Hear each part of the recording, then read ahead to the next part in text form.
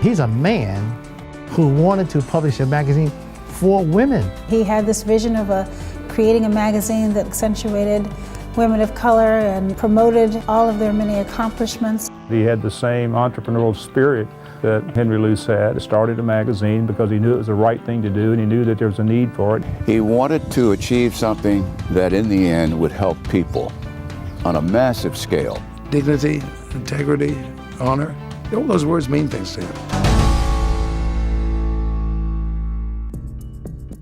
When Martin Luther King was dealing with issues in Montgomery and Birmingham, we were dealing with some choices about whether or not we should be part of what he was doing in Atlanta. For Ed, for a number of people, including myself, business became the civil rights battlefield. We knew where we could add the most value to the struggle that was going on in this country, and that's why we chose to go into the business arena. This was not long after the assassination of Martin Luther King and Robert Kennedy. Civil rights was on the streets, and that was the environment that Essence got published in. Black Power movement was really in full swing. There was a lot of conversation around Black pride, for Essence to kind of come right into that and then shine a light on the uniqueness of being a Black woman.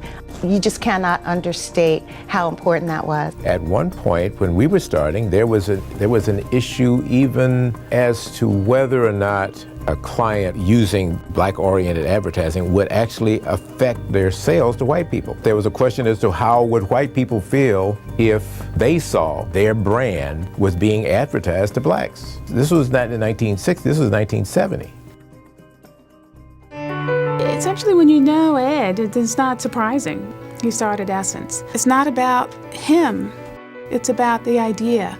He speaks about the women and the matriarchs in his life, his mother, his aunts, and when you are so grateful for the shoulders that you stand on, then, there's a desire to, pay that forward. He gave Black women a sense of themselves, a shot at self-actualization. And by giving them that, they were able to give the world more.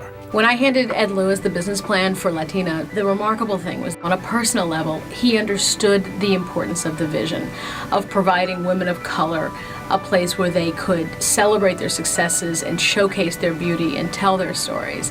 And he understood that both as a businessman and as a cultural leader.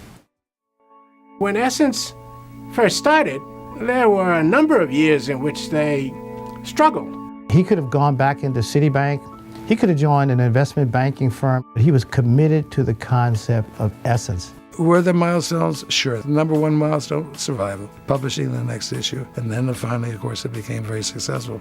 When you think about how many touch points we have now, we're really reaching nearly 11 million people with our very special message of inspiration each and every month. And so it's incredibly impactful what Mr. Lewis was able to achieve. He is always looking to make a positive impact on the lives of people and the community and children in need. There are millions of women out there who have a little extra lift in their step because Essence magazine touched their lives. He will definitely have a reputation as one of the most successful African-American businessmen of all time in America. But his success transcends the African-American business segment. Ed, you're being honored because more is expected of you. And the sweet thing about it is, we know we're going to get it.